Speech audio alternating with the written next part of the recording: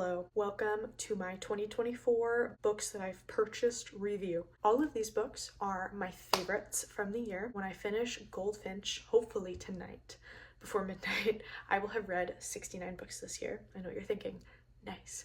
However, it's not nice, it's amazing. And these are all my favorites. I've purchased every single one of my favorites.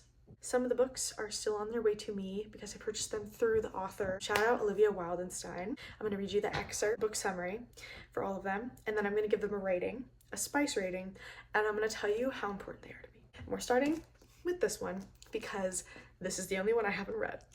This would be my 70th, but this is one of the very first books I ever physically purchased, and it's called The Darkening by Sunya. And I purchased this explicitly because of the art. Pretty sure this is the Fairy Loot one. Very, very good. I'm gonna read you the description. Every time, because okay, I've owned this for months now, since before we moved, and I still have not read it, and I keep being like, you know, let's just like, we're just not gonna read it, we're just gonna leave it. But then I read the summary, and I'm like, oh, this sounds so good. Okay, so I'm gonna read it to you. Prince Dalka was born for one purpose, to protect his home from the storm, a deadly force that surrounds his city and curses everyone it touches. Vesper Vale is the daughter of failed revolutionaries. Since the queen sentenced her mother to death by the storm, she and her father have been on the run. So when the queen's soldiers, led by Prince Dalka, catch up to Vesper's father, she will do whatever it takes to save him from sharing her mother's cruel fate, even arm herself with her father's book of dangerous experimental magic, even infiltrate the prince's elite squad of soldier sorcerers, even cheat her way into his cold heart. But when Vesper learns that there's more to the story of her mother's death, and that her home is in dire peril, she has little choice. Trust the devious prince with her family secrets, or follow her mother's footsteps into the storm. I'm sorry, that's such a well-written little plot summary. 0 out of 5 because I haven't read it yet, but I want this to be one of my first reads of 2025. Okay, we're gonna do Beach Read by Emily Henry, and we're going backwards in order of least favorite of my favorites. And okay, Beach Read, Emily Henry. Purchased this because it reminds me of my mom. I bought it from my mom. I wrote on the inside, signed a whole thing, told her how much becoming a mother has showed me, how much she's really shown me her love over the years without me really recognizing it, like everything that she would do around the house, things that I took for granted. This book, very, very good. I really should write down my previous reviews in the past, but I'm pretty sure that this would have been like a 3 out of 5 or a 4 for me, which maybe doesn't sound like that good, but the romance between the two of them, and then like how they got together.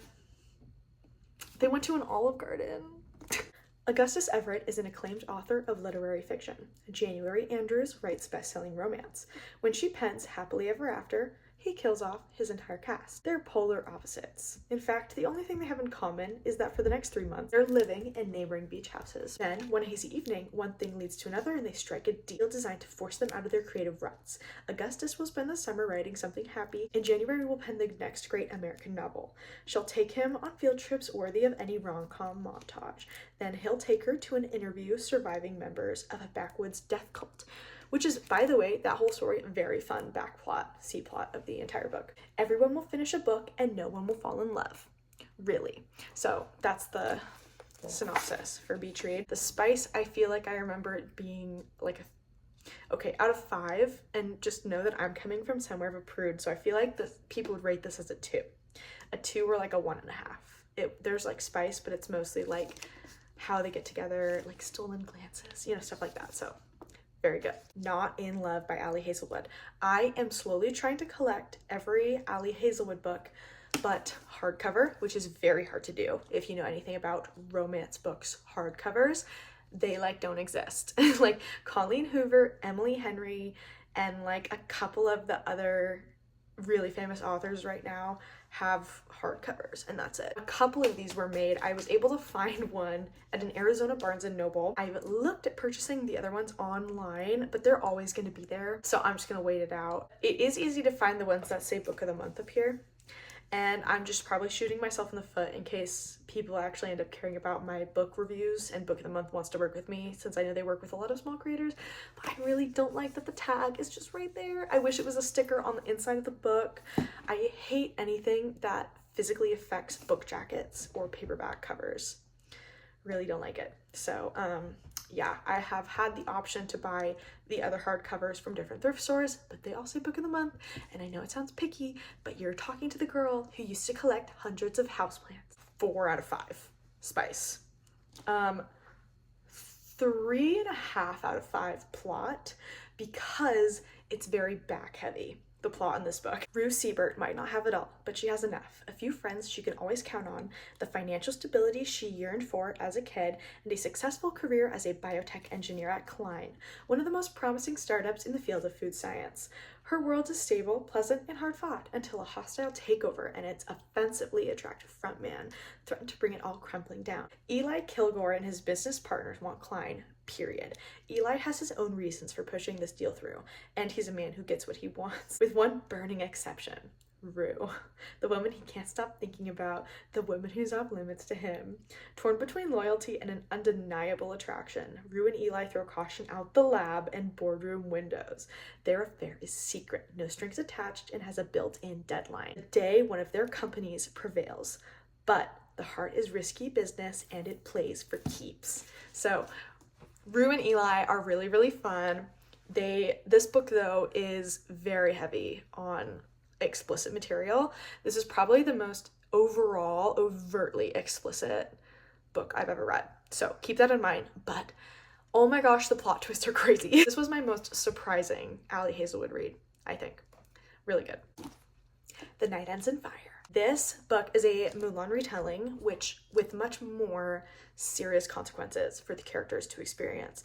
It has a relatively new magic system that is a little difficult to follow. This book left me feeling incredibly satisfied. It was an incredibly satisfying read, and I cannot wait for the next one. This is going to be a series. Raised to obey, destined to rebel. Kingdoms are at war, but Mei Lin's father refuses to answer the imperial draft. Trapped by his opium addiction, he plans to sell Mei Lin for her dowry, but when Mei Lin discovers her husband-to-be is a violent, ill-tempered man, she realizes that nothing will change for her unless she takes matters into her own hands. The very next day, she disguises herself as a boy and enlists in her father's place.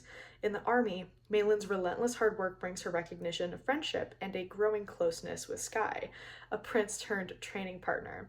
But has she simply exchanged one prison for another? As her kingdom barrels toward destruction, Mei Lin begins to have visions of a sea dragon spirit who offers her true power and freedom for a deadly price. With the future of the three kingdoms hanging in the balance, Mei Lin will need to decide whom to trust. Sky, who inspires her loyalty and love, the sea dragon spirit, who has his own agenda, or an infuriating enemy prince who makes her question everything she once knew about her kingdom and her own heart. This is a 5-star for me. This was my first 5-star of this entire year. Big deal. I read this towards the beginning of the year too. So this one stuck with me forever. I talked with people at Barnes & Nobles about it. So good, so worth your time, especially if you love multiple romantic interests. Not sharing though. They don't share. It's just, romantic interests like, oh, who's it gonna be? 5 out of 5 stars. Pretty sure 0 spice in this book. It is a whole lot of yearning. Yearning and stolen glances. I mean, there is some spice, I would say, but it's not nothing like this. 2 totally different types of books, if that makes any sense. All of these books that I'm buying, I try to buy first editions and or signed copies. So originally I purchased this book the day after I finished reading it. Read this book in under 24 hours, by the way.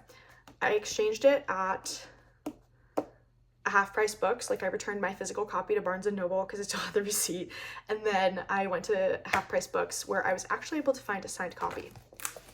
Fourth Wing and Iron Flame. So when I read Fourth Wing, I absolutely hated Violet so much. Really hated her. I could not deal with her attitude. I will say I decided to give Iron Flame a try this year. So I read Fourth Wing in 2023 and it was terrible. I did not like it at all. I decided to give it another chance. So I picked up Iron Flame this year and read it. This is a 4.5 out of 5 for me, stars wise. probably like a 3 or 2.5 on Spice. Oh my god, this book makes this worth it. And I'm the only one I think that feels that way. People really, really like this. I've noticed, I just want to say, a lot of books go viral lately for, I think, just like how much sex they have in them, which is so fine, nothing to shame about. But as someone who prefers incredibly complex and intricate fantasy plots, those two usually do not go hand in hand, which is why the books that I read are so specific. Like my favorites, you'll see they all have incredibly common themes. For example, massive punishments for characters in this series. No one is safe. You never know what's gonna happen. 20-year-old Violet Sorrengail was supposed to enter the scribe. I can't read. 20-year-old Violet Sorrengail was supposed to enter the scribe quadrant, now living a quiet life amongst books and history. Now, the commanding general, also known as her toughest talent's mother, has ordered Violet to join the hundreds of candidates arriving to become elite dragon riders of Navarre. But when you're smaller than everyone else and your body is brittle, death is only a heartbeat away. Because dragons don't bond to fragile humans, they incinerate them. With fewer dragons willing to bond than cadets, most would kill Violet to better their own chances. The rest would kill her just for her being her mother's daughter, like Xaden Ryerson, the most powerful and ruthless wing leader in the Riders Quadrant. She'll need every edge her wits can give her just to see the next sunrise.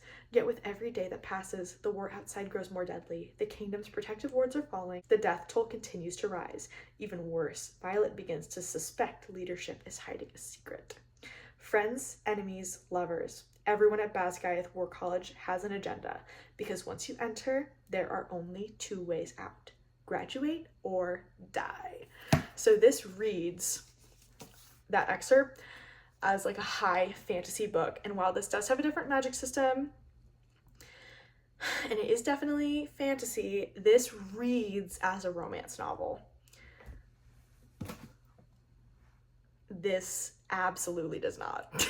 This reads as fantasy, which is why I like it so much. So if you want to know more opinions about Iron Flame, or you want to talk about Iron Flame, I would love to talk with you about it. You can always like DM me on Instagram at plantingashley, because if I share my opinions about this book, it's gonna spoil this one. So but then in terms of this actual physical books, I got the first edition in this one in the red coloring, the limited first edition for the holidays. And then this one, I was able to get a first edition. It's not signed, but that's okay. And it has the black edges, which we love. So very excited for Onyx Storm. It's only 3 weeks away, so very exciting. But yes, Iron Flame was like 4.5 for me in terms of stars. Really, really, really liked it. Totally redeemed a whole lot for me. We're going to talk about Quicksilver next. Quicksilver. Absolutely love this book. Really good, very, very thick. This series is about Kingfisher. The man, that's him. Kingfisher and Ceres. And they are a very fun bunch. I would rate this 4.9 out of 5 stars. And this is definitely like a 4 on the spice scale. Very spicy, like right from the get-go, which usually is something I really don't like, but I think I read this really recently, probably like a month ago, so I've read enough books at this point where it's not like a shell shock anymore, I guess, because I was like pretty prude, if that makes any sense. But I purchased the signed hardcover directly from Callie Hart, which you can do on Waterstones, which is a European bookstore, so they ship it overseas. Was a little upset, came a little messy. The packaging was not elite, but, and it has the original cover on the back, so you can actually reverse the book jacket to be the original Quicksilver cover, which is very hard to find. So if you want the hardcover signed, I'm pretty sure Waterstone still has copies. I felt very good to get this, and it's very pretty. This book was a lot for me, like The Night Ends in Fire in terms of satisfaction. It was, there's a scene towards the end of the book which is, it makes my heart so full. It is so Lord of the Rings. And I'm sorry if that, like, if anything I ever say upsets, like, if these comparisons that I make, you know, but I mean, there's like a point where literally someone starts singing like this war ballad, okay? Oh my God. It was so, like, this book for me, almost a 5-star, almost a 5 out of 5. The only reason I would say that it's not is because I felt like when I started reading it, it was a little cringy. Just a little bit at the beginning, but I don't know if that's because I decided to listen to it instead of read it, and as soon as I started listening to it, I had to buy the book instead and read it, just because it was probably just the presentation, and it was my favorite male voice actor to do the reading. Absolutely love that guy, but listening to the things he was saying was a little too much for me. Especially because I was visiting family at the time, so like, I'm like listening to the most insane things being spoken to a woman, and my mom is like 5 feet away. But this really good. And then obviously this is a first edition. I'm gonna read you the description. Sarah Swain is good at keeping secrets. No one knows about the power she possesses or the fact that she has been stealing from the Undying Queen's reservoirs for as long as she can remember. But a secret is like a knot. Sooner or later, it is bound to come undone. When Saris comes face to face with death himself, she inadvertently reopens a gateway between realms and is transported to Avelia, a land of ice and snow. The Fae have always been the stuff of myth, legend, and nightmares. It turns out they're real, and Saris has landed in the center of a centuries-long conflict that might just get her killed. The first of her kind to enter Avelia in over 1,000 years, Saris mistakenly binds herself to Kingfisher, a handsome Fae warrior with an agenda of his own. He will use his powers to protect his people, no matter what it costs him or her. Death has a name. It is Kingfisher of the Ajun Gate. His past is murky, his attitude stinks, and he's the only way Saris is gonna make it home. Very good book. Oh my God, so good. So we're down to the last 3 series. Okay, these 3, or let's say these 2, I can't pick between. No, 3, I can't pick between these. These are all my favorite. When the Moon Hatched.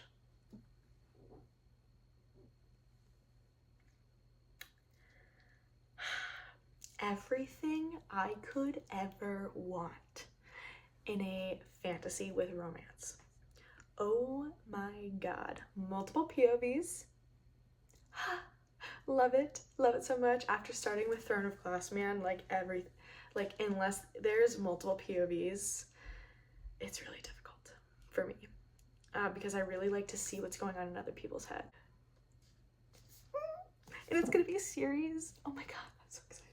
Okay, 5 out of 5 for me, absolutely. And the spice, I would have to say, is a 4 out of 5. It could be a 5 out of 5. It is incredibly explicit when it gets into this, like, actual scenes themselves. So definitely expect. Yes. An assassin for the rebellion group Fjord de Uth. I'm gonna do a really bad job pronouncing everything. I was looking up things when I was reading this. It was very difficult. Rave's job is to complete orders and never get caught.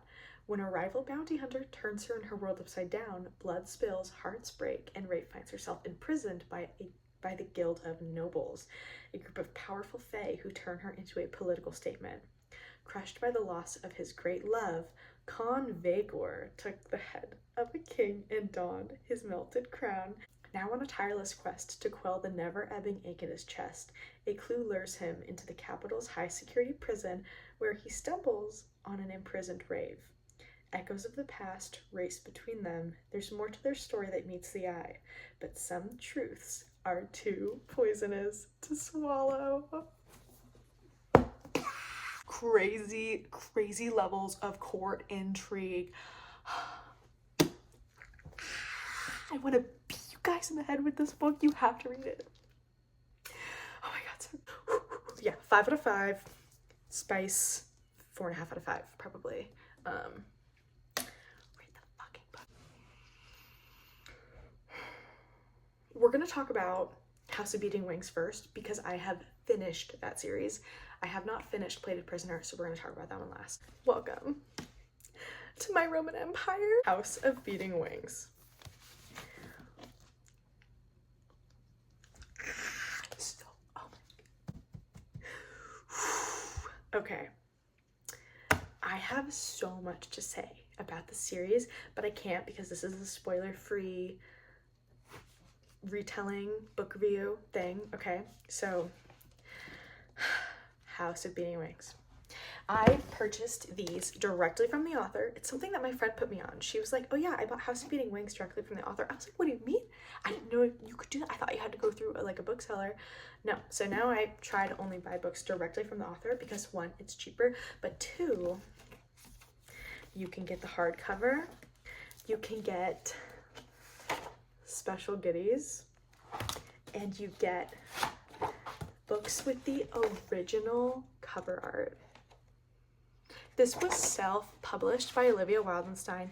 I am obsessed with her, okay? I had a panic attack when she emailed me the other day because I placed an order for the spin-off of, it's not a spin-off, but like it is. Like there's 2 more books in the series I haven't read yet because I didn't realize that they were like connected, so it's a little embarrassing, but I have a lot of fun books to read on the other hand. 5 out of 5. So fucking good. The spice, 3.5 out of 5. Very graphic descriptions, just like this one, and just like Kingfisher, not Kingfisher, I always want to call it Quicksilver, just like Quicksilver as well. So, plot takes the front and center piece. The best way I could describe this as an incredibly grown-up version of Throne of Glass, and similar but less infuriating and wordy than Jennifer L. Armentrout's Blood and Ash series. If you've read the series, you'll know what I mean. Like, she'll get to this point where she just rambles. The characters won't stop talking and nothing happens for like hundreds of pages. The first 2 books in both of her series are so good, and then the rest of it just like crumbles, and anyways. Never nonstop, fast-paced action, intrigue, court, gossip, romance abound, multiple love interests they don't share. So good. I have been trying to put people on this for this entire year. One of the first books I read this year, and it's finally getting popular. Not because of me, because I'm a no one in the book world, but oh my god, they sell it at Barnes and Noble now on paperback. But if you want the hardcover, you can order it directly from Olivia Wildenstein's website, which I will put in the description because I love her. And when you buy her books, I bought the signed ones, of course. Of course. Love of my life, Olivia Wildenstein's signature right there. Must be weird hearing people talk about her, like being her and hearing people say things like that. Okay, let me read you the description. Free the crows, Fallon, and they will make you queen. Until an oracle predicted my regal future, I never imagined myself rising above the curve of my round ears. After all, I was the magicless halfling, loved by the beasts, but loathed by every pure-blooded fairy at court. Well, by all but one. Dante Reggio, the Prince of Luce, has owned my heart since he gave me my first kiss. If gathering a slew of iron relics could help me overthrow the current monarch and crown his brother to rule at my side, then treasure hunting I go. Only the oracle had warned me what winged demon I was releasing into this world, and that I'd become this demon's possession. Then it says, for fans of Sarah J. Maas and Mary E. Pearson, who I have never read a book by Mary E. Pearson, which I really want to take a look at her. It says this is an epic fantasy of romance and deceit, betrayal, false loves that could swallow a person whole. So good.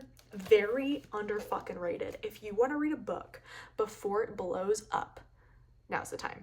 House of Beating Wings. My Roman Empire, I love this as much as I love Throne of Glass. It is one of my all-time favorites. Like, I tell people Throne of Glass, and then, you know, subsequently the other Sarah J. Maas books, because you have to. But Throne of Glass for me, then this, and then Plated Prisoner. Of course, I have the other ones, by the way, for this. I can't show you the art because it'll spoil things, but I also have 2 more of the books coming in the mail for me to read. Which is actually kind of like fun, because normally it's like, oh no, it's over, and now we never get to go back, but we get to go back. So good. Okay, so. Plated Prisoner. So, this book, very little, 200 about pages. I'm so out of breath from taking that cover photo, oh my gosh. Okay, this book, itty bitty little book, okay?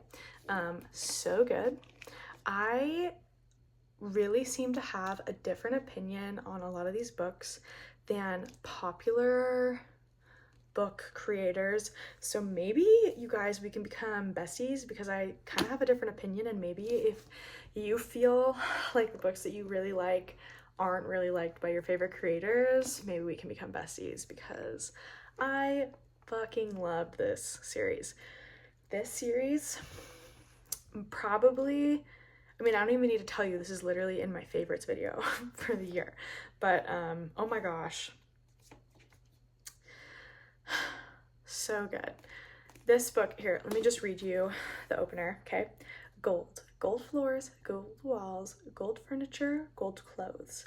In High Bell, in King Midas's castle, built into the frozen mountains, everything is made of gold, even me. It says this compelling story is inspired by the myth of King Midas. The gilded world of Oria will grip you from the very first page and show you the dark side of greed through the eyes of the woman he gold touched.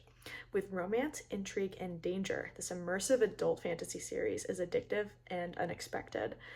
And then it says, please be advised, there are dark elements in the story that are triggering, including violence, adult language, explicit romance, and non-con sex. So this series, wow, absolutely, I think I need to hold 2 of these to keep it bright enough. It's like, ready? This series, me and Oren have been through a lot, okay? We have been through way too much together. And while I absolutely love the series, this is not something you should read if you struggle with any of the trigger warnings, because unlike a lot of books where I've read and saw like the trigger warnings and felt like, oh, that really didn't need to be there, you know, it's kind of like a frivolous trigger warning. This is no holds barred punishing for all of the main characters that we encounter. Multiple POVs, very, I can't even tell you about it because it's so plot twisty, so many multiple romantic interests at once. Again, not a sharing moment, just like, you don't know who it's gonna be. But this book in particular, very, very triggering, very, like, the peppers are off the charts, okay? This is like a 6 out of 5 overall as a series in terms of like sex themes. There's not that much actual like ooh romance, like this is a ooh like spicy scene. It's like this book opens on an orgy, okay? So keep that in mind. Do not let your children read this. They need to be 18 definitely for the series, absolutely at the minimum. But holy crap, this series is like reading Throne of Glass. It is the more adult Throne of Glass, but also ACOTAR. Like, it's perfect. It's absolutely perfect. If you loved like a punishing world like Game of Thrones or House of Blood or whatever the heck that series, like the House of Dragons, you know, the other one, you're gonna love this. So this is the first time I will say that I've read something this punishing. So it was an experience for me, and I was doing a lot of self-evaluation while I was reading it because it just kept getting more fucked up. But I have 400 or 500 pages left of the final book, and we are in it. It's big too. Here, let me show it to you. After Gild, which is the first book, they are all very large books, like at least 600, 700 pages. So very good. Also, these ones are just fun. Like the cover, they're beautiful. So I can't tell you enough, like especially these last couple books, When the Moon Hatched, Plated Prisoner, House of Beating Wings, and I'm forgetting someone. You know what I mean. It's late. I've got to stop recording because there's people home now. But thank you for watching me talk about my favorites of the year. I read a lot of books this year. I'll post them in the comment section, like my total reading list. But yeah, I'm excited to see what the next year has for me. I have a lot of stuff on my TBR just because there's a lot of releases that are going to be happening. But as you can see, it's getting very dark, so I need to go. So thank you for watching. Thanks for coming back to the book club. I will see you guys in 2025. And tell me if you've read any of these, and DM me on Instagram at plantingashley if you want to talk about any of them. I would love to talk about any of these books. Okay.